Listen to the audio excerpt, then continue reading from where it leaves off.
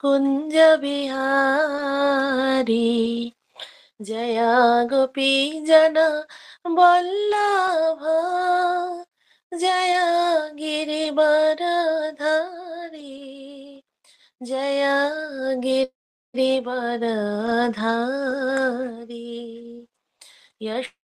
यशोदानन्दन व्रजजनरञ्जना यमुनातीरावनचारी जय राधा माधव कुञ्ज बिहारी हरे कृष्णा कृष्णा कृष्णा हरे हरे हरे राम राम राम हरे हरे जय राधा माधव जय राधा माधव जय राधा माधव जय पंचतत्व जय पंचतत्व जय पंचतत्व जय गौरानिताय जय गौरानिताय गौरानिताय जय गौरानिताय जय प्रभुपद जय प्रभुपद जगद्गुरु श्रील प्रभुपद जय गुरुदेव गुरुदेव निताई गौर हरि बोल हरि बोल हरि बोल हरि बोल। जय श्री श्री राधा माधव की जय, पंचतत्व की जय, जगत गुरु श्रील प्रभुपाद की जय, जय बचित पवन गुरु महाराज की जय, श्रावित गौर भक्त वृंद की जय, निताई गौर शीतल प्रेमानंद हरि बोल। ॐ अज्ञानातिमिरान्धस्य ज्ञानाञ्जनशलाकया चक्षुरुन्मीलितं येन तस्मै श्रीगुरुवे नमः। श्रीचैतन्यमनोभीष्टं स्थापितं येन भूतले स्वयं रूप कदा मह्यं ददाति स्वपदान्तिकं वन्देऽहं श्रीगुरु श्रीयुतपदकमलं श्रीगुरुं वैष्णवांश्च श्रीरूपं सग्रजातं सहगण रघुनाथान्वितं तं सजीवं साद्वैतं सावधूतं परिजनसहितं कृष्णचैतन्यदेवं श्रीराधाकृष्णपादान् सहगणललिता श्रीविशाखान्वितांश्च नमो विष्णुपादाय कृष्णपृष्ठाय भूतले श्रीमते भक्तिवेदान्त स्वामिनिति नामिने नमस्ते सरस्वती देवे गौरवाणी प्रचारिणे निर्विशेष शून्यवादी पाश्चात्यदेशतारिणे वञ्चाकल्पतरुभ्यश्च कृपा सिन्धुभ्येव च पतितानां पावनेभ्यः वैष्णवेभ्यो नमो नमः। नमो महावदन्नाय कृष्ण प्रेम प्रदायते कृष्णाय कृष्ण चैतन्य नाम्ने गौरतिशे नमः। नित्यानंद नमस्तुभ्यं प्रेमानंद प्रदायिने कलु कल्मषनाशो जन्नवापते नमः। पंचतत्मात्मकं कृष्णं भक्तरूपस्वरूपकं भक्तवतारं भक्तख्यं नमामि भक्तशक्तिकम्।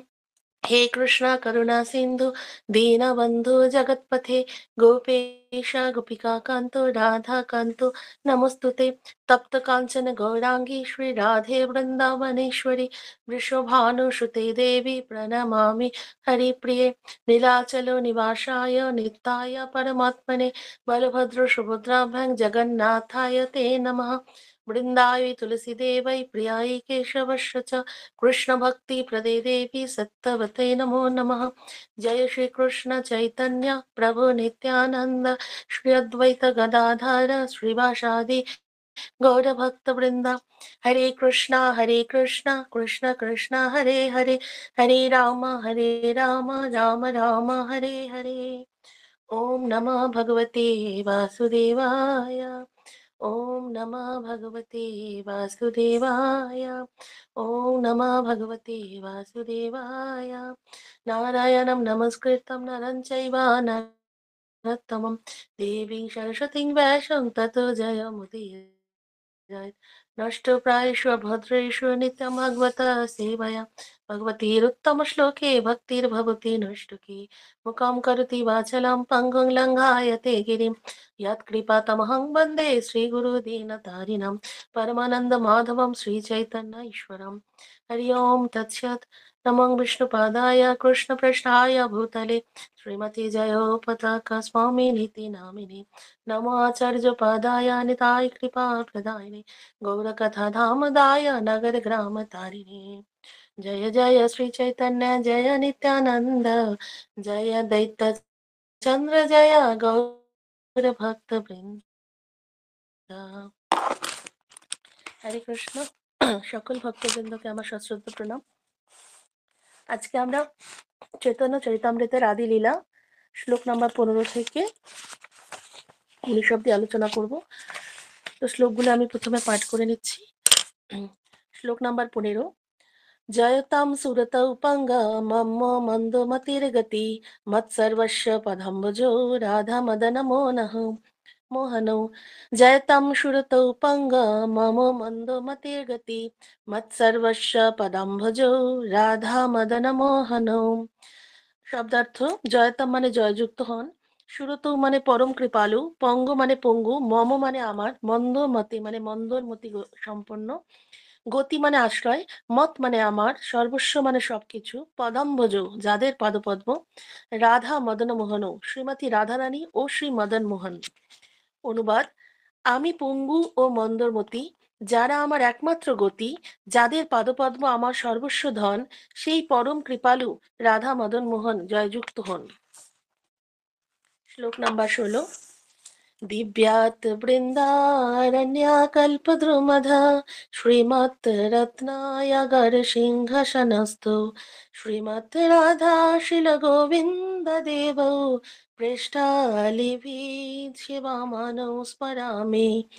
दिव्यात् वृन्दारण्याकल्पद्रुमध श्रीमत् रत्नागरसिंहासनस्थौ श्रीमत् राधाशिलगोविन्ददेवौ পৃষ্ঠালিভি শিবমানৌ স্মরামি।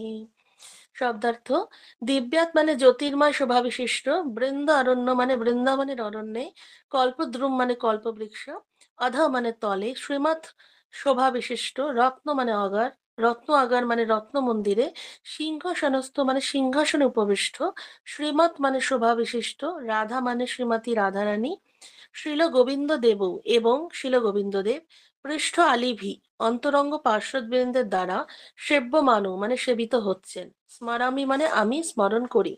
অনুবাদ: জ্যোতির্ময় শোভাবিশিষ্ট বৃন্দাবনের অরণ্যে কল্পবৃক্ষতলে রত্ন মন্দিরস্থ সিংহাসনের উপরে উপবিষ্ট শ্রী শ্রী রাধা গোবিন্দ তাদের অন্তরঙ্গ পার্শ্বদবৃন্দ সখীগণ কর্তৃক সেবিত হচ্ছেন, আমি তাদের স্মরণ করি। শ্লোক নাম্বার 17।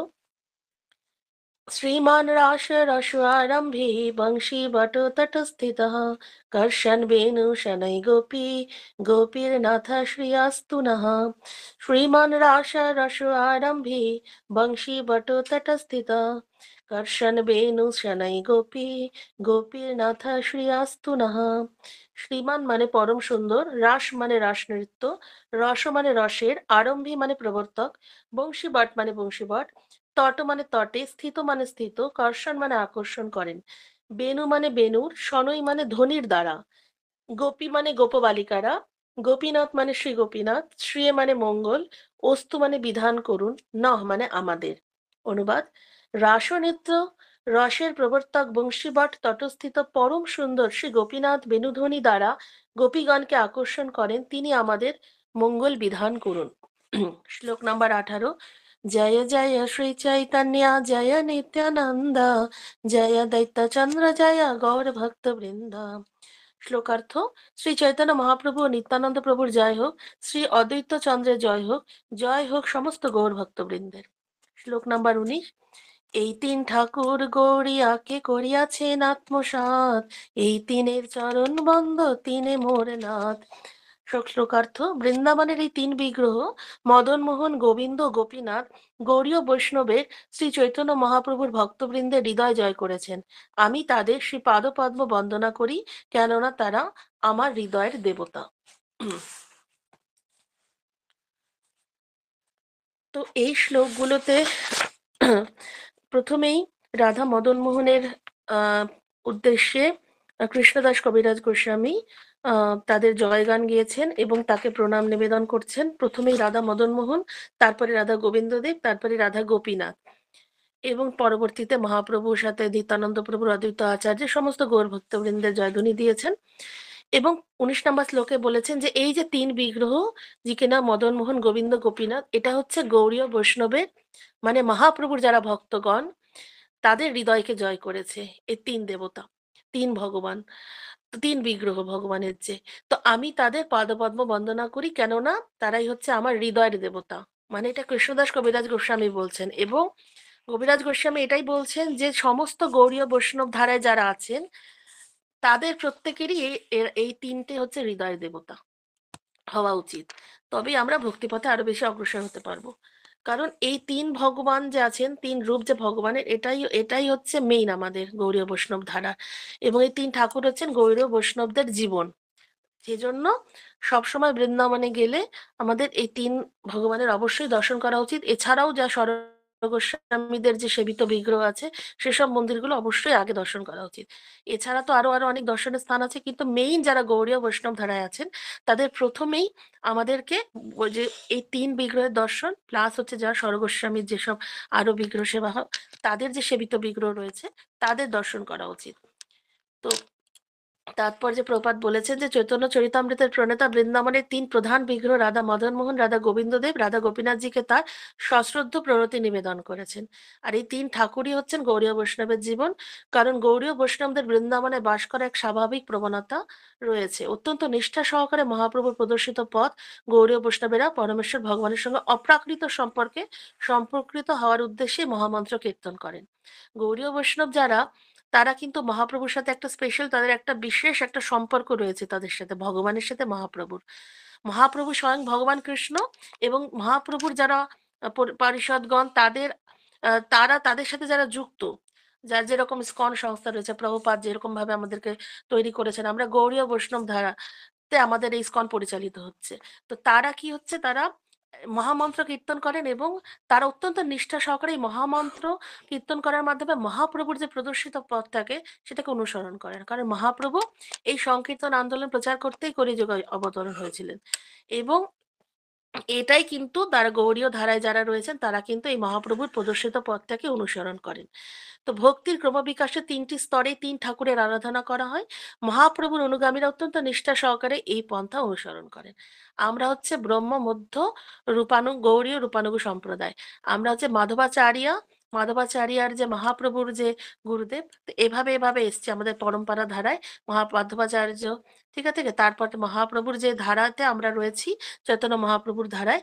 তো এই যে গৌড়ীয় সম্প্রদায় যারা আছে, রূপানুগ সম্প্রদায় যারা রূপ গোস্বামীর অনুরাগী, তো এই যে রূপ সনাতনের যে এই যে এইসব ভগবানকে যে আমরা পেয়েছি, কার জন্য পেয়েছি? কারণ আমরা এই রূপ আর সনাতন গোস্বামীকে মহাপ্রভু বিশেষ আদেশ করেছিলেন এবং তাদের সাথে তাদেরকে বিশেষ বলেছিলেন যে তোমরা গিয়ে যাও বৃন্দাবনে গিয়ে লুপ্ত স্থানগুলো উদ্ধার করো, এবং এই ভগবানের যে বিগ্রহগুলো যেগুলো হারিয়ে গিয়েছিল সেগুলো কিন্তু এই রূপ গোস্বামী, সনাতন গোস্বামী তাই আবিষ্কার করেন বৃন্দাবনে।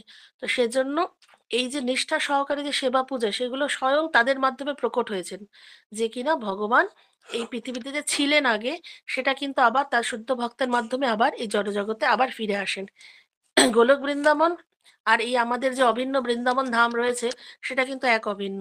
কিন্তু জড়জগতের মানুষ এটা উপলব্ধি করতে পারে না, কারণ জড়চক্ষু দিয়ে সেটা বুঝতে পারে না। তো গৌড়ীয় বৈষ্ণবদের ক্ষেত্রে তারা সেটা ফিল করতে পারে যে এই যে ভগবান, এই ভগবান স্বয়ং গোলকের কৃষ্ণ, গোলক বৃন্দাবনের স্বয়ং কৃষ্ণ, এবং এবং তাদেরকে যে উদ্ধার করেছেন তারা কিন্তু স্বয়ং ভগবানের নিত্য পার্শ্বদ চৈতন্য মহাপ্রভুর। তো শ্লোক নাম্বার 15-তে বলছেন যে আমি পঙ্গু মন্দমতি, যারা আমার একমাত্র গতি, যাদের পাদপদ্ম আমার সর্বস্ব ধন, সেই পরম কৃপালু রাধা মদন মোহন জয়যুক্ত হন। তো এই যে কবিরাজ গোস্বামী বলছেন যে আমি পঙ্গু মন্দরমতি, তার মানে কি আমি হচ্ছে পঙ্গু, আর আমার মানে মতিটা হচ্ছে, মনটা হচ্ছে মন্দমতি, মানে আমার কিছুই নেই, বুদ্ধি বলে কিছু নেই, মন্দ বুদ্ধি, এবং আমি পঙ্গু। আর যাদের পাদপদ্ম আমার সর্বস্ব ধন, যারা আমার একমাত্র গতি, তার মানে ভগবানই হচ্ছেন আমাদের একমাত্র গতি। আর আমার যে কি, আমার ধন বলতে কি, একমাত্র তাদের পাদপদ্ম, ভগবানের, রাধা মদন মোহনের যে চরণ, সেটাই হচ্ছে আমার একমাত্র ধন। সেই পরম কৃপালু রাধা মদন মোহন জয়যুক্ত হন। তো এইরকম ভাবনা নিয়ে কৃষ্ণদাস কবিরাজ গোস্বামী জয় করছেন। তো এবার রাধা মদন মোহনের সম্বন্ধে আমি একটু বলছি। আপনারা অনেকেই জানেন, তো বৃন্দাবনে যে প্রাচীন মন্দিরগুলো রয়েছে তার মধ্যে মদন মোহন একটা মন্দির। তো মহাপ্রভু বৃন্দাবনে ভগবানের এই কৃষ্ণের লীলাভূমিগুলোকে শনাক্ত করার জন্য রূপ গোস্বামী ও সনাতন গোস্বামীকে পাঠিয়েছিলেন দায়িত্ব দিয়ে। তাদেরকে অর্ডার দিয়েছিলেন যে তোমরা গিয়ে সেই মন্দিরগুলি প্রতিষ্ঠা করো এবং বিগ্রহকে স্থাপন করো, বিগ্রহগুলিকে উদ্ধার করো, এবং ভগবানের যেসব হারিয়ে যাওয়া লুপ্ত যেসব লীলা স্থানগুলো সেগুলোকে উদ্ধার করো। তো কয়েকশো বছর আগে, 500 বছর আগে মথুরাতে পরশুরাম চৌবে নামে একজন ব্রাহ্মণ সপরিবারে বাস করতেন। তো একজন মহান গৌড়ীয় সাধক অদ্বৈত আচার্য, যিনি কিনা মহাবিষ্ণু পঞ্চতত্ত্বের একজন অদ্বৈত আচার্য, তিনি যখন বাংলায় চলে যান, মানে উনি বৃন্দাবনে ভজন করছিলেন, মহাপ্রভু প্রথম অদ্বৈত আচার্যকে পাঠিয়েছিলেন। তো উনি কিছুদিন ভজন করার পরে যখন ফিরে আসছেন বাংলায়, তো তখন তার কাছে একটা সুন্দর বিগ্রহ ছিল মদন মোহন। তো তিনি কি করলেন, সেই সুন্দর বিগ্রহটা যে ব্রাহ্মণ পরিবার ছিল যে চোবে মথুরাতে, তাকে দিয়ে আসলেন, সুন্দর বিগ্রহটা দিয়ে দিলেন। তো তাকে এবং অনুরোধ করলেন কি যে বিগ্রহটাকে খুব সুন্দর করে যত্ন করতে এবং তার সেবা পূজা করতে। বললেন যে এটা হচ্ছে আমার প্রভু, আমি এতদিন সেবা করে এসেছি, আপনি কিন্তু একে খুব সুন্দর করে এই সেবা যত্ন করবেন। তো তখন যে ব্রাহ্মণ ছিলেন যে পরশুরাম চৌবে, তিনি বললেন হ্যাঁ, চিন্তা করবেন না, আমি আমার এই পরিবারের অংশরূপে তাকে সুন্দরভাবে সেবা পুজো করব। তো সনাতন গোস্বামী তারপরে যখন গেলেন বৃন্দাবনে মহাপ্রভুর আদেশে, তো উনি তো ভিক্ষা করতেন, আর এই গাছের তলায় থাকতেন, ভজন করতেন মহাপ্রভুর আদেশ পালন করার জন্য। তিনি মহাপ্রভুর নির্দেশ পালন করছেন, কি করবেন, কোথায় লুপ্ত স্থান অধিকার করবেন, কোথায় কি খুঁজছেন সবকিছু।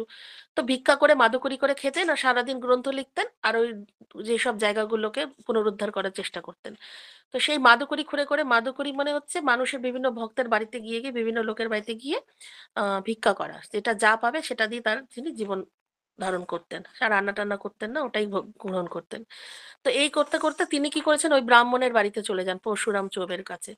তো সেখানে গিয়ে দেখছি কি যে তার ছেলে মেয়েরা, অনেকগুলো বাচ্চা ছিল, তারা কি করছে, ওই রাধা মদন মোহনের সাথে খেলছে, ওই বিগ্রহের সাথে। তো তার সাথে সাথে তিনি কি করলেন, চোবেকে ডেকে বললেন যে আরে আপনি কি করছেন কি, তখন তাকে নিয়ম কানুন আচার আচরণ সব শেখালেন, বললেন এটা কি করছেন, এভাবে আপনি আপনি জানেন না যে এটা পরম পুরুষোত্তম ভগবান, আপনি তার বিগ্রহের সাথে আপনার সন্তানদেরকে কি করে খেলতে বলছেন, এখনই তাদেরকে খেলতে মানা করুন। তো চৌবে তখন বলেন সত্যি আমি তো জানতাম না, আমার ভুল হয়ে গেছে। সাথে সাথে তখন মানা করলেন সন্তানদেরকে যে না, তোমরা কিন্তু এটা নিয়ে খেলবে না। এরপরে কি হলো, এই বলে তো মা চলে এলেন সনাতন গোস্বামী। এতে এরপরে কি হয়েছে, মদন মোহন খুব বিচলিত হয়ে গেছে। মদন মোহন কি করেছে, সনাতন গোস্বামীকে স্বপ্নে স্বপ্নে আবির্ভূত হয়ে বলছেন যে আমি তাদের পরিবারে একজন সদস্য হিসেবে বাচ্চাদের সাথে খেলতাম, আর তুমি গিয়ে তাদেরকে মানা করে দিলে, ঠিক আছে, এখন এত নিয়ম কানুন শিখিয়ে দিলে, তো আমি তো এখন এখানে স্বাচ্ছন্দ্য বোধ করছি না। তো সনাতন গোস্বামী আবার স্বপ্নেই বলছেন, ও ভগবান, আমার অপরাধ হয়ে গেছে, আমাকে ক্ষমা করুন প্রভু। আমি একটা কাজ করব, আমি কালকে সকালে উঠে গিয়ে আমি চৌবেজির কাছে গিয়ে ক্ষমা চেয়ে আসবো। তখন এরপরে কি করলো এবার তারপরে সেই রাতেই আবার চৌবেজির কাছে মদন মোহন আবার স্বপ্নে এলেন। কিরকম স্বপ্নে এলেন, বলছে দেখো, তোমাকে তো যত্ন নেওয়ার জন্য তোমার অনেক সন্তান আছে, অনেক বাচ্চা আছে, তো সনাতন গোস্বামী যখন আসবে তাকে বলবে কি আমাকে যেন সঙ্গে নিয়ে যায়। পরের দিন সনাতন গোস্বামী ক্ষমা চাইতে এসেছেন চোবের কাছে, ব্রাহ্মণের কাছে। তো তখন উল্টো, তখন চৌবে কি করছে, ব্রাহ্মণ চৌবে যে ছিলেন উনি উল্টো ক্ষমা চাইছেন সনাতন গোস্বামীর কাছে, চেয়ে বলছেন আচ্ছা আমার ভুল হয়ে গেছে। তখন সনাতন গোস্বামী বলছেন কি হয়েছে, আপনি এটা কি করছেন, বলছে না না, মদন মোহনের বিশেষ নির্দেশ আমার কাছে আছে, দয়া করে আপনি আপনার সাথে তাকে নিয়ে যান, মদন মোহনকে। ঠিক আছে, দৌড়ে গিয়ে ঘর থেকে মদন মোহনকে নিয়ে এসে সনাতন গোস্বামীর হাতে তুলে দিলেন। সনাতন গোস্বামীর সাথে সাথে বলছেন না না না, আমি তো একজন সাধু মানুষ, আমি কি করবো, আমি তো নিজেই রাস্তায় গাছের তলায় থাকি, আমার কিছু নেই, আমি নিজে কোথাও খেতে পারি না, আমি কোনো রকমের মাদকরি করে গ্রহণ করি, আমি এনাকে সেবা করবো কি করে, আমি নিতে পারবো না, বলে চলে গেলেন। যখন সনাতন গোস্বামী চলে গেছে সেই রাতে আবার মদন মোহন স্বপ্নে এসছেন। স্বপ্নে এসে বলছেন স্বপ্নে এসে বলছেন, তোমাকে আমাকে তোমার সাথে নিয়ে যাও। তারপরের দিন আবার সকালবেলা সনাতন গোস্বামী মদন মোহনকে নিয়ে এলেন। নিয়ে এসলেন যেখানে তিনি থাকতেন, সেই পাহাড়টার নাম দিয়া দাসদিটি। দিয়া দাসাদিটি পাহাড়ে তার ভজন কুটির ছিল। এর গাছের পাতার নিচে, গাছের নিচের তলে বসে সারাদিন লিখতেন, লীলা স্মরণ করতেন। তো সেইখানে নিয়ে এলেন এবং লেখার কাজ শুরু করলেন। তো এরকম যথারীতি লিখছেন। তো যেরকম উনি যেরকম মাদুকরি করে যা পেয়েছেন শুকনো রুটি, সেটাই মদন মোহনকে ভোগ লাগিয়েছেন, দিয়েছেন। এবার মদন মোহন বলছেন যে আমাকে একটু আমাকে একটু লবণ দিতে পারো, এটা খুব শুকনো, এখানে খাওয়া যাচ্ছে না। তখন মদন মোহনের কথা শুনে সনাতন গোস্বামী বলছেন যে আমি দুঃখিত, আমি পারবো না দিতে। কারণ তুমি আজকে নুন চাইছো, কালকে মিষ্টি চাইবে, এভাবে আমার পক্ষে দেওয়া সম্ভব না। মানে আমি বৃদ্ধ মানুষ, আমার অনেক লেখার কাজ, আমাকে আদেশ করেছেন মহাপ্রভুর আদেশে, আমি এখন লেখালেখি করতে ব্যস্ত, আমি তোমার জন্য এসব করতে পারবো না। ঠিক আছে, তুমি এটাই খেয়ে নাও। তো মদন মোহন তখন কি করলো, হাসি মনে মেনে নিলেন এবং সেই শুকনো রুটিটা খেয়ে নিলেন। আর সেই দিন কি হয়েছে, একজন ধনাঢ্য ব্যবসায়ী এসছে রামদাস কাপুর নামে। তার নৌকা ভর্তি তিনি লবণের বোঝাই করা লবণ নৌকায় করে নিয়ে আগ্রার দিকে যাচ্ছিলেন। তো হঠাৎ করে কি হয়, তার নদীর ওই যমুনাতে, নদীর তীরে বালিতে তার নৌকাটা আটকে যায়, শক্তভাবে আটকে যায়, আর কিছুতে এগোতে পারছে না। তো তখন সে চিন্তায় পড়ে গেল, কি হবে কি হবে, মনের দুঃখে ভাবছে যে এবার কি হবে, খুব চিন্তা। হঠাৎ করে সেই যমুনার পাড়ে একটা গোয়াল বালক এসে তাকে বললো যে আপনি চিন্তা করবেন না, ওখানে একটা দেখুন পাহাড়ে একটা সাধু বাবা আছে, তার কাছে যান, তিনি দেখবেন আপনার ব্যবস্থা করে দেবে, কিছু একটা উপায় পেয়ে যাবেন। তো সেই রাতেতে গেছেন সেখানে সনাতন গোস্বামীর কুটিতে গিয়ে তখন তাকে বলছেন যে বাবা, আমি এরকম আমার নৌকা আটকে গেছে, তো আমি কি করব। তখন সনাতন গোস্বামী বলছেন যে আমাকে বলে তো লাভ নেই, এই যে মদন মোহন আছে ওনাকে গিয়ে বলুন, যা ব্যবস্থা ওই করবে। তো মদন মোহনের কাছে প্রার্থনা করলেন। যখনই প্রার্থনা করছেন তার কিছুক্ষণ পরে একটা খুব ঝড় আসলো। ঝড়ে কি হলো, জল বৃষ্টি হলো, আর সেই বৃষ্টিতে এই যে বালিতে আটকে ছিল যে চরে, সেই বালিটা জল দিয়ে ধুয়ে গেল, আর নৌকাও চলা শুরু করলো। চলে তখন নৌকাটা চলছে। তখন বললেন যে ঠিক আছে, আমি যখন যাব আবার আসবো ফিরে, আমি আবার দেখা করবো ফেরার পথে। সনাতন গোস্বামীকে বলে গেলেন। তারপরে সেই বণিক যে, সে চলে গেলেন রামদাস কাপুর। তো ওখানে গিয়ে আগ্রায় পৌঁছলেন। আগ্রায় তার অনেক অনেক লাভ হলো, অনেক তার যা কিছু নিয়ে গেছিলেন সমস্ত কিছু বিক্রি বাটা করে প্রচুর প্রফিট হলো। তারপরে তখন উনি সেই সমস্ত পণ্য বিক্রি করে তখন আবার যখন ফিরে আসলেন, ফিরে এসে সনাতন গোস্বামীকে তখন তাকে সেই প্রচুর সম্পদ অর্থ দিতে চাইলেন। তো সনাতন গোস্বামী বললেন, আমি তো সাধু মানুষ, আমি অর্থ নিয়ে কি করব, অনুগ্রহ করে আপনি এই মদন মোহনে তো থাকার জায়গা নেই, একে একটা মন্দির বানিয়ে দিন। ঠিক আছে, একটা সুন্দর মন্দির তৈরি করে দিন। তখন তিনি কি করলেন, সেই রামদাস কাপুর যে, তিনি তার ধন সম্পদে একটা খুব সুন্দর মন্দির নির্মাণ করলেন। অত্যন্ত আড়ম্বর সহকারে সেটা তৈরি করে সেখানে স্থাপন করা হলো। পরে মদনমোহন মন্দিরের কথা শুনে পুরীর রাজা প্রতাপরুদ্র বৃন্দাবনে মদন মোহনের মন্দিরে দুজন বিগ্রহকে পাঠালেন। কিরকম তখন আর কি করলেন, মদন মোহনের পূজারীকে নির্দেশ দিলেন যে ললিতাকে আর শ্রীমতী রাধারানীকে দুই দিকে রাখতে। মদন মোহনের দুই সাইডে, একদিকে রাধারানী একদিকে ললিতা সখীকে রাখার জন্য ওই পুরী থেকে পুরীর রাজা প্রতাপরুদ্র রাজা তখন পাঠালেন। এই যখন শুনলেন এত সুন্দর মন্দির নির্মাণ হয়েছে, রাজা মদন মোহন নিজে ওখানে সেই মন্দির তার নির্মাণ করেছেন। তারপরে কি হলো, অনেক বছর পরে যে মুঘল ঔরঙ্গজেব যখন অ্যাটাক করলো, তখন বৃন্দাবনে কি হলো, নিরাপত্তার ভয়ে তখন তারা এই বিগ্রহটাকে জয়পুরে পাঠানো হলো। জয়পুর থেকে করৌলি বলে একটা জায়গা আছে রাজস্থানে, সেই করৌলিতে রাধা গোবিন্দদেবকে নিয়ে যাওয়া হয়। এখনো সেখানে রাধা গোবিন্দদেব খুব সুন্দরভাবে পূজা অর্চনা পেয়ে আসছে। আপনারা যে গেলেই দেখতে পাবেন, করুলি বলে একটা জায়গা আছে, সেখানে গিয়ে রাধা গোবিন্দ দেবের যে অরিজিনাল মূর্তি যেটা, আর বৃন্দাবনে যে মন্দির আছে খুব সুন্দর মন্দির, সেখানে মন্দিরটা খুব সুন্দর দর্শন হবে, কিন্তু মন্দিরের চূড়াটা ভেঙে গেছে। কিন্তু বিগ্রহ আছে ওখানে, কিন্তু অরিজিনাল যে বিগ্রহ এখন জয়পুরে আছে। তো সেই যে রাধা গোবিন্দদেব কত, রাধা মদন মোহন যে কত মানে কৃপালু, যে তিনি ভক্তের মনোবাঞ্ছা পূর্ণ করেন এবং তিনি কতটা ভক্তবৎসল। তো সেই রকম ভগবানের চরণে কৃষ্ণদাস কবিরাজ গোস্বামী বলছেন জয়যুক্ত হন এবং তাকে প্রার্থনা করছেন। নেক্সট যেটা বলছে 16 নম্বরে, যে জ্যোতির্ময় শোভাবিশিষ্ট বৃন্দাবনের অরণ্যে কল্প বৃক্ষতলে। ঠিক আছে, যে শোভাবিশিষ্ট বৃন্দাবন যে জ্যোতির্ময় শোভাবিশিষ্ট এবং তার যে কল্প বৃক্ষ তলে যে রত্ন মন্দিরস্থ সিংহাসনের উপরে রাধা গোবিন্দ দেব মানে রাধা গোবিন্দদেবের মন্দির রত্নখচিত। সেই পার্শ্বদবৃন্দ মানে সখীগণ দ্বারা যে সেবিত হচ্ছেন, গোবিন্দদেবকে বলছেন আমি তাদের স্মরণ করি। তো রাধা গোবিন্দদেবেরও খুব সুন্দর লীলা আছে, আমি অল্প করে বলছি। গোবিন্দদেব 500 বছর আগে বাংলায় আহ যে রাজপুরুষ ছিলেন তা সর্বস্ব ত্যাগ করে যখন একজন সুলতান, যে আলাউদ্দিন হোসেন শাহের যে একজন সুলতান ছিলেন, তার একজন মহান সচিব ছিলেন, প্রধান সচিব, প্রধানমন্ত্রী, তার নাম ছিল দবির খাস। দবির খাস হচ্ছে পরবর্তীতে তাকেই বলা হচ্ছে রূপ গোস্বামী। ঠিক আছে, মহাপ্রভুর বিশেষ আদেশে তিনি ছিলেন মালদায় প্রাচীন গৌড় নগরীতে রামকেলিতে, রামকেলি গ্রামে। তো সেখানে সেই সুলতানের যে প্রধানমন্ত্রী ছিলেন দবির খাস, তো সেখানে রামকেলি গ্রামে মহাপ্রভু একবার পদার্পণ করেছিলেন। তো সেখানে অনেক অনেক লক্ষ লক্ষ ভক্ত মহাপ্রভুর দর্শনে ভিড় করেছিলেন, তো তখন দবির খাসও গিয়েছিলেন মহাপ্রভুর দর্শনে। তো সেই দর্শন করতে গিয়ে মহাপ্রভু তাকে তাকে তার কথোপকথন হয়, তাকে বিশেষ আদেশ প্রদান করেন, এবং এত সুন্দর তার জীবন পরিপূর্ণরূপে চেঞ্জ হয়ে যায় এই যে দবির খাসের। এবং তাকে রূপ গোস্বামী পাদ, সে তখন হয়ে গেল রূপ গোস্বামী। মহাপ্রভু তখন তাকে এমন আশীর্বাদ প্রদান করলেন যে তার ফলে তিনি কি করলেন, সংসারের মায়া কাটিয়ে তিনি তো পুরোপুরি সমস্ত কিছু, যে ভগবানের যে এত বড় ভগবানের আদেশে তিনি যে সমস্ত এই যে হোসেন শাহ, আলাউদ্দিন হোসেন শাহের যে প্রধান সচিব ছিলেন, সেগুলো সব ছেড়ে টেড়ে দিয়ে সংসারে মায়া দিয়ে তিনি মহাপ্রভুর আদেশটাকে পালন করার জন্য তিনি কি করলেন, বৃন্দাবনের উদ্দেশ্যে রওনা দিলেন। আর মহাপ্রভু বলে দিলেন যে মথুরা নগরের নিকটবর্তী একটা রুক্ষ বনাঞ্চল আছে যেটাকে বলা হচ্ছে বৃন্দাবন, সেই বৃন্দাবনকে তুমি মহাতীর্থ রূপে চিহ্নিত করো। হ্যাঁ, জনসাধারণের বিস্মৃতির অতল থেকে তুলে এনে পুনঃপ্রতিষ্ঠা করো। আর বৃন্দাবন তখন সবকিছু লুপ্ত হয়ে গেছিল, তো সেটাকে তুমি, জনসাধারণের বিস্মৃতি হয়ে গেছে সবকিছু, সেই অতল থেকে তুমি সেটাকে তুলে নিয়ে এসে আবার নতুন ভাবে পুনঃপ্রতিষ্ঠিত করো। কাকে? রূপ গোস্বামীকে অর্ডার করলেন। রূপ সনাতন দুজনকে করেছিলেন।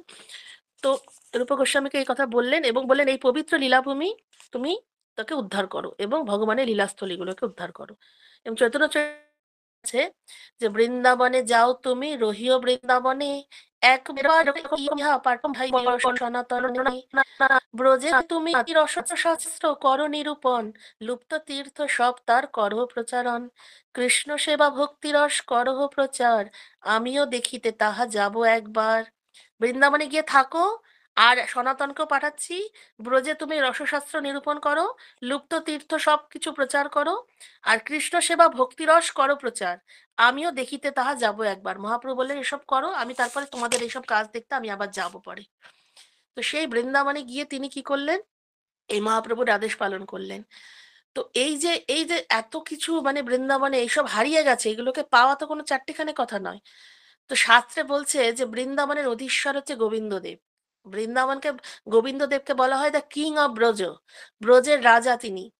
তো এই বরাহ পুরাণে বলা আছে যে বৃন্দাবনের গোবিন্দদেবকে দর্শন করলে যম স্পর্শ করতে পারে না। যারা একবার গোবিন্দদেবের দর্শন করবে তাদেরকে যমরাজ স্পর্শ অব্দি করবে না। স্কন্দ পুরাণে মথুরা মহাত্মে বলা আছে যে বৃন্দাবন গোবিন্দের আবাসস্থল, আর সেখানে তিনি সর্বদা অষ্টদল পদ্মের মধ্যে বিরাজ করেন। বৃন্দাবন মাহাত্ম্যে বলা আছে যে মহাদেব পার্বতী দেবীকে প্রশ্নের উত্তরে বলছেন যে বৃন্দাবনের কুঞ্জ, মঞ্জুকুঞ্জ, শাখা প্রশাখা, লতা গুল্মে আচ্ছাদিত, আর এই যে পবিত্র রসস্থলী সদা পুষ্পগন্ধে সুবাসিত, আর সেই কুঞ্জের মধ্যে গোবিন্দের পবিত্র সিদ্ধ যোগপীঠ, যার মধ্যে সুবর্ণ সুরম্য প্রসাদে অষ্টকোণাকৃতি সিংহাসনের উপরে মনোহর অষ্টদল পদ্ম ফুটে রয়েছে, আর সেই পদ্মের মধ্যস্থলে গোবিন্দদেব সখী পরিবৃত হয়ে নিত্য বিরাজ করছে। কত সুন্দর কথা! পদ্মপুরাণেও বলা আছে যে বৃন্দাবনের যোগপীঠে নিত্য যৌবন শোভিত অদ্ভুত মূর্তিতে গোবিন্দদেব সেবিকা পরিবৃত হয়ে সর্বদা বিরাজ করছে। তো এই যে এত কিছু শাস্ত্রে ছিল, সব জানতেন রূপ গোস্বামী পাদ, তবুও তিনি এই উদ্ধারটা মহাপ্রভুর আদেশে করলেন। তারপরে তিনি কি করেছেন, মহাপ্রভুর এই যে পার্শ্বদ, আগে তো অদ্বৈত আচার্য গিয়েছিলেন এসব, আগে তো জানতেন অদ্বৈত আচার্য। তো অদ্বৈত আচার্য কি করেছিলেন, যমুনার কূলে দ্বাদশাদিত্য টিলা থেকে উদ্ধার করেছিলেন মদন গোপালের বিগ্রহ। যমুনার ওখানে একটা দ্বাদশাদিত্য টিলা আছে, এখানে মদন গোপালের বিগ্রহ আছে, আপনারা গেলে দেখতে পাবেন বৃন্দাবনে। আর অদ্বৈত আচার্যের গুরুদেব হচ্ছেন মাধবেন্দ্র পুরী। তো মাধবেন্দ্র পুরী আবার গোবর্ধন পাহাড়ের পাশে আবিষ্কার করেছিলেন শ্রীনাথ গোপালকে। আপনারা ওটাও দেখতে পাবেন যখন আপনারা ইয়েতে যাবেন গোবর্ধনে। শ্রীনাথ গোপালের মূর্তি আছে, এখনো বিগ্রহ আছে, যেটা কিনা মাধবেন্দ্র পুরী উদ্ধার করেছিলেন। তো এইসব বিগ্রহগুলো এখনো যথাস্থানেই রয়েছে। কিন্তু বৃন্দাবনের এবার এসব তো এইসব কিন্তু রূপ গোস্বামী দর্শন পাচ্ছেন, কিন্তু এবার ভাবছেন গোবিন্দদেবের দেখা পাচ্ছি না কেন, গোবিন্দদেব কোথায় গেল, শাস্ত্রে তো তার সম্বন্ধে অনেক কিছু আছে। তখন পরে গোবিন্দদেব কিভাবে পাচ্ছে বলছি। শাস্ত্রে কথিত আছে যে কৃষ্ণের দেহত্যাগের পরে তার পপুত্র আছে, পপুত্র ব্রজনাভ, তিনি কি করলেন, কিছু কিছু বিগ্রহ প্রতিষ্ঠা করে গিয়েছিলেন। তো কালের প্রভাবে সেই সমস্ত বিগ্রহ তীর্থ সব লুপ্ত হয়ে যায়। তো রূপ গোস্বামী কঠিন তপস্যা করছিলেন এই মথুরা সমস্ত কিছু কি করে পাওয়া যায়, কি করে পাওয়া যায়, অনেক তপস্যা করছিলেন, অনেক প্রার্থনা করছিলেন ভগবানের উদ্দেশ্যে, মহাপ্রভুর উদ্দেশ্যে। এবং তিনি কি করলেন, মথুরা শাস্ত্রতে সবকিছু উল্লেখ ছিল, কোথায় কি আছে না আছে সেই জায়গাগুলো উনি খুঁজছিলেন। তো সেই সব খুঁজতে খুঁজতে তিনি ভাবছেন যে আমার একটা মনে হচ্ছে যে কোনো একটা দৈব ইঙ্গিত পাবো। দৈব ইঙ্গিতের অবশেষে তিনি দৈব ইঙ্গিতের জন্য অনুসন্ধান করছিলেন, যে না কবে আমার দৈব ইঙ্গিত আসবে। তখন সে ধীরে ধীরে কি হলো, একদিন একজন ব্রজবাসী তাকে এসে বলল কি, যে বৃন্দাবনের ঠিক মধ্যস্থলে গোমাটিলা আছে, এই গোমাটিলার উপরে একটা সুলক্ষণ যুক্ত গাভী এসে রোজ দুগ্ধ ক্ষরণ করে করে চলে যায়। ওই গাভীর, ওই গোমাটিলাতে ওর উপরে দুগ্ধ ক্ষরণ করে যায়, আর ওই গাভীটা খুবই সুন্দর লক্ষণযুক্ত, খুবই সুন্দর, মানে এইখানকার গাভী নয়, গোলকের গাভীর মতো। তখন রূপ গোস্বামী ইঙ্গিতটা বুঝতে পারলেন এবং সাথে সাথে তিনি গ্রামবাসীদের নিয়ে সেখানে গিয়ে শুরু করলেন খনন কাজ। ওই গোমাটিলাতে খনন কাজ শুরু করলেন খুব শীঘ্রই। তখন পেয়ে কি হলো, ওই যে বজ্রনাভ, যে কৃষ্ণের প্রপৌত্র, যে যে বিগ্রহ প্রতিষ্ঠা করেছিল, সেই বিগ্রহটা পেয়ে গেল গোবিন্দদেব। ঠিক আছে, লুপ্ত বিগ্রহ যেটা প্রপৌত্র, যেটা বজ্রনাভ করেছিলেন প্রতিষ্ঠা, সেটা কিন্তু ওই খনন কার্য থেকে বেরিয়ে এলো। সারা ব্রজে আনন্দে রোল পড়ে গেল। রূপ গোস্বামীর ভজন কুটিরের পাশেই পর্ণকুটিরে 1536 খ্রিস্টাব্দে মাঘী শুক্লা পঞ্চমী তিথিতে প্রতিষ্ঠা করা হলো এই গোবিন্দদেবকে। আর এই খবরটা যখন চলে গেল পুরী ধামে মহাপ্রভুর কাছে, যে রূপ গোস্বামী গোবিন্দদেবকে উদ্ঘাটন করেছে, গোবিন্দদেবকে পেয়েছে, তো মহাপ্রভু এত খুশি হলেন, এত আনন্দে, এত আত্মহারা হয়ে গেলেন। এবং গোবিন্দদেবের সেবার জন্য তিনি কি করলেন, যে মহাপ্রভু যে পার্ষদ ছিলেন কাশীশ্বর পণ্ডিত, তাকে বললেন যাও তুমি ব্রজে যাও, গিয়ে গোবিন্দদেবের সেবা করো। তো কাশীশ্বর পণ্ডিত কিছুতেই মহাপ্রভুকে ছেড়ে যাবেন না ব্রজে। তখন মহাপ্রভু বলেন ঠিক আছে, আমি তোমাকে দ্বিভুজ ত্রিভঙ্গ কৃষ্ণ মূর্তি দিলেন, দিয়ে বললেন এই বিগ্রহতে মহাপ্রভু বিরাজ থাকবেন, তুমি এটা নিয়ে যাও, এই আমাকেও নিয়ে যাও সাথে, আর সাথে গিয়ে গোবিন্দদেবের সেবা করো তুমি।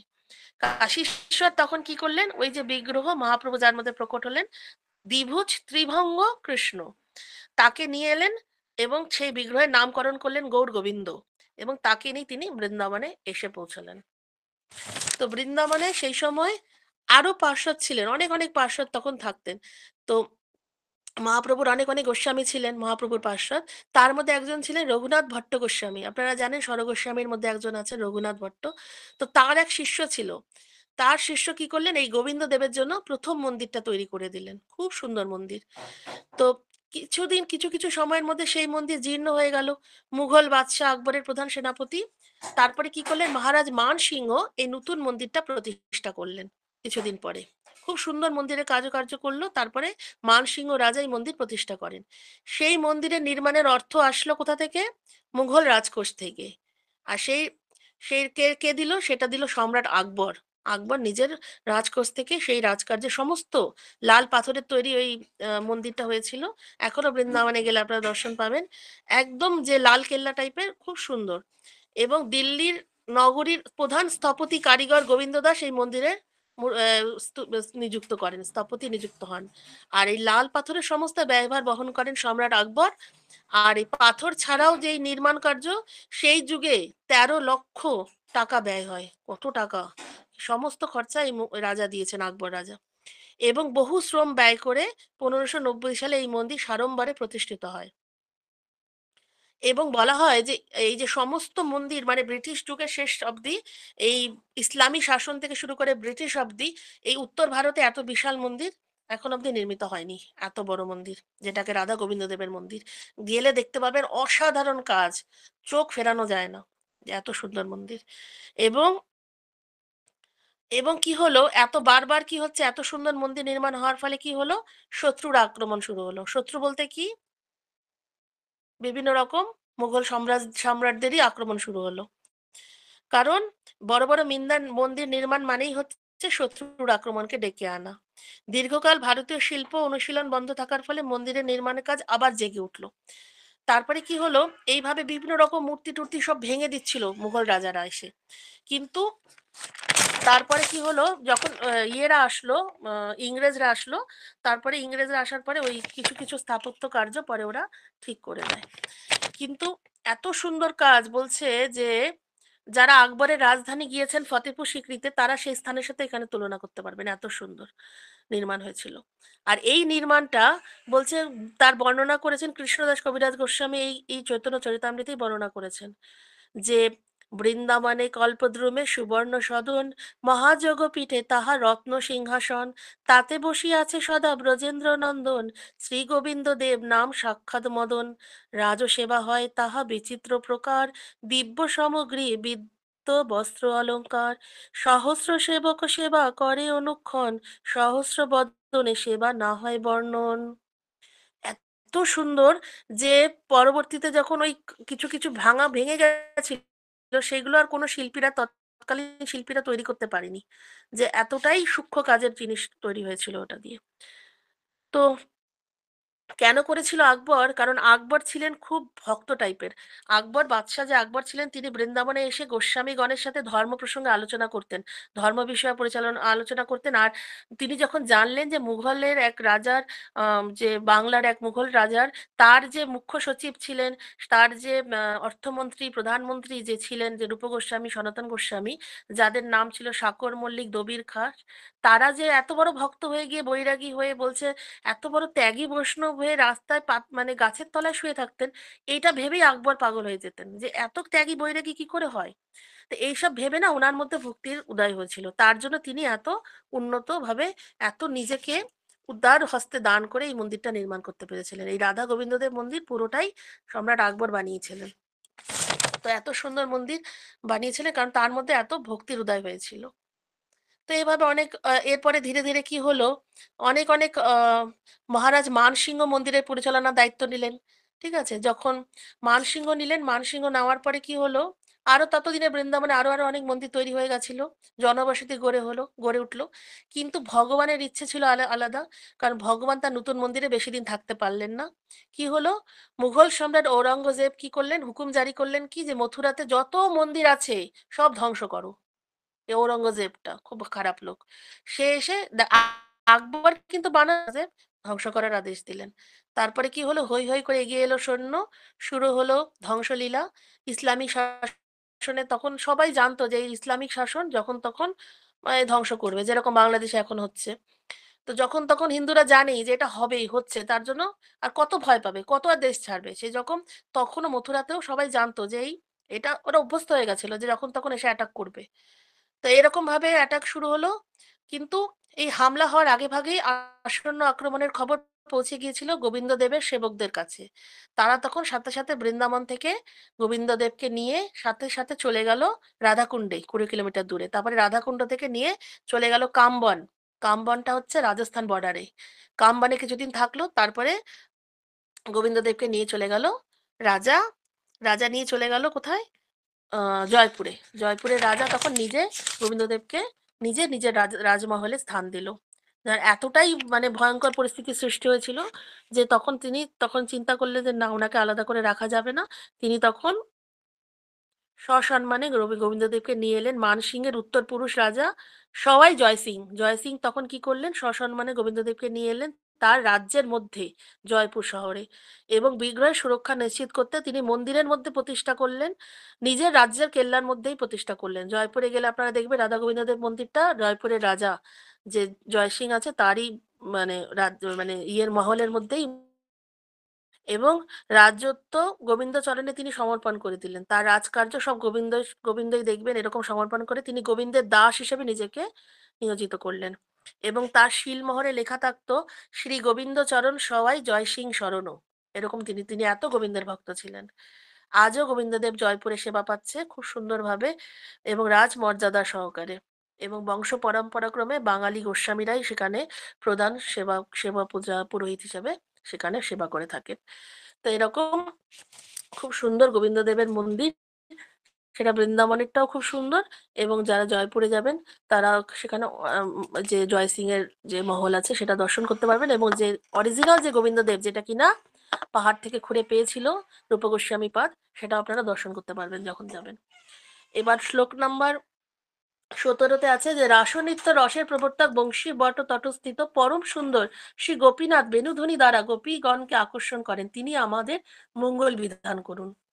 তার মানে গোপীনাথে জয়ধ্বনি দিচ্ছে। রাধা গোপীনাথও খুব এই পুরনো বিগ্রহ 5,000 বছরের, এবং পুরনো মন্দিরগুলোর মধ্যে এই রাধা গোপীনাথ একজন।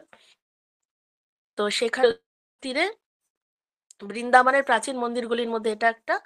এবং যে ওই যে বজ্রনাভ যে বিভিন্ন বিগ্রহ যে স্থাপন করে গেছিলেন তার মধ্যে রাধা গোপীনাথও একটা। এবং গোপীনাথকে তিনি কি করেছিলেন, যে কৃষ্ণের যে পুত্র ছিল বজ্রনাভ, তিনি কি করেছিলেন, তিনি কিন্তু পরীক্ষিতের মা যে উত্তরা, তিনি কিন্তু কৃষ্ণের বর্ণনা করে গেছিলেন। কারণ যখন উত্তরা কিন্তু একমাত্র কৃষ্ণকে দেখেছিলেন, সবাই যখন এই লীলায় সমাপ্ত হয়ে যায়, কৃষ্ণ যখন সবাই চলে যায়, তখন উত্তরা একমাত্র ছিল। উত্তরা কৃষ্ণকে সমস্ত বলেছিলেন যে কৃষ্ণ এরকম এরকম এরকম দেখতে। সেটা সেই অনুসারে তিনি কি করেছিলেন, এই বজ্রনাভ যে মানে গ্রেট গ্র্যান্ডসন, মানে কৃষ্ণের ছেলের ছেলের ছেলে, সে কি করেছিলেন, কৃষ্ণের ছেলে হচ্ছে প্রদ্যুম্ন, প্রদ্যুম্ন ছেলে অনিরুদ্ধ, অনিরুদ্ধ ছেলে বজ্রনাভ।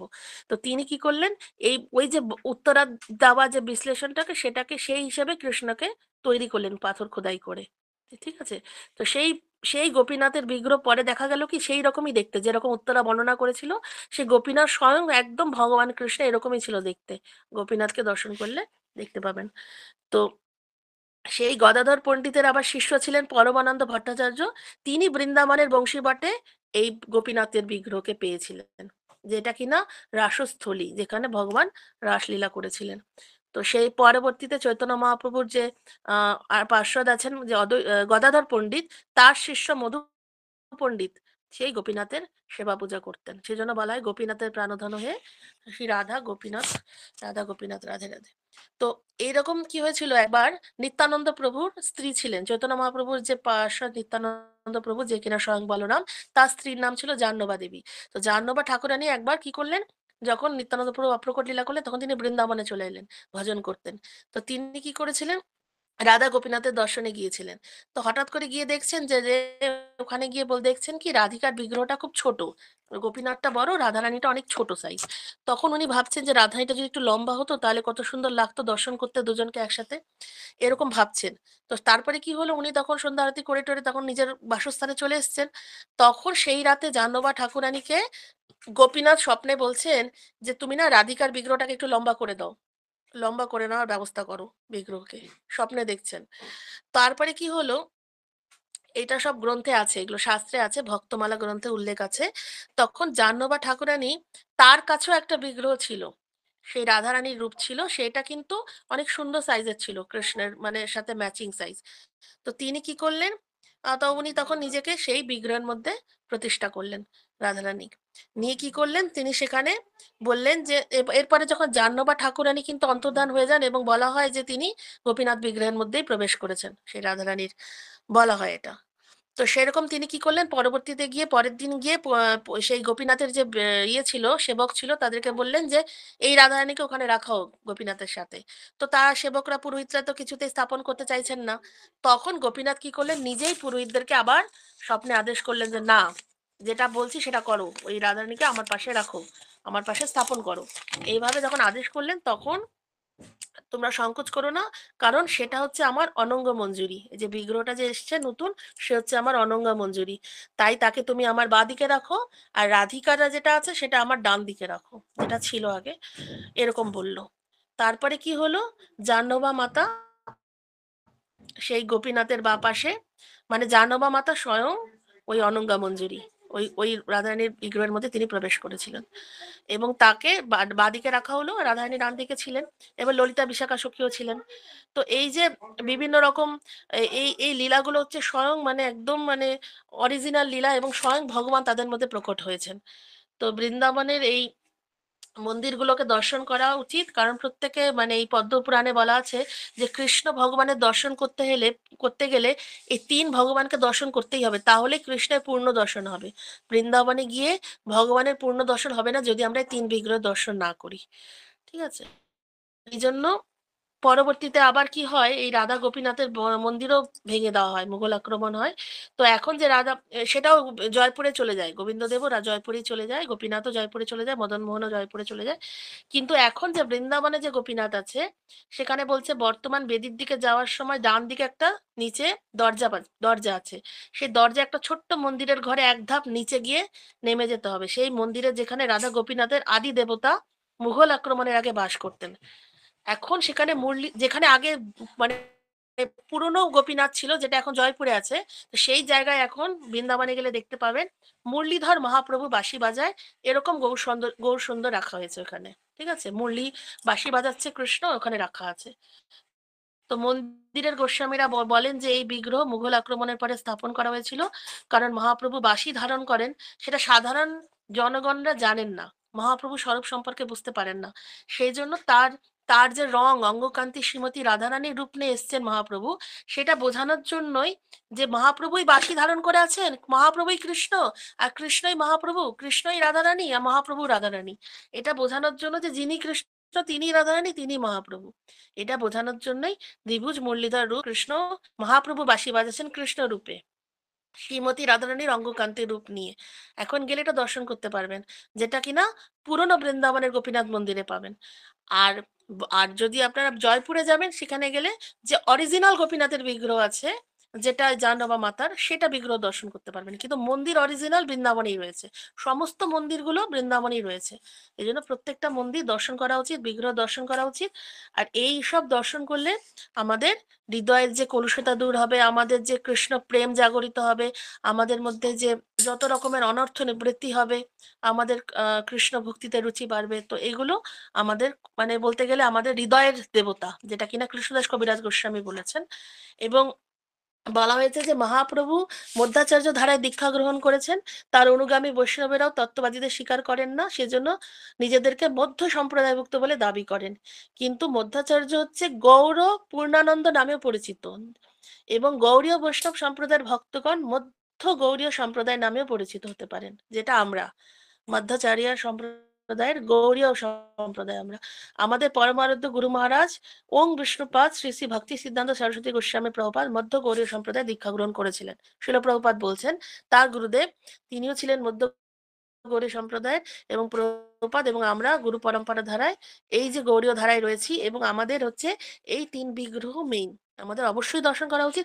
এছাড়াও বলেছেন প্রভুপাদ তাৎপর্যে যে আরো কিছু আছে যেসব এই তিনটে মন্দির ছাড়াও বৃন্দাবনে অনেক বহু বহু মন্দির আছে, যেরকম জীব গোস্বামীর রাধা দামোদর মন্দির, শিল শ্যামানন্দ গোস্বামীর শ্যামসুন্দর মন্দির, লোকনাথ গোস্বামী এবং শিল গোপাল ভট্ট গোস্বামীর রাধা রমন মন্দির।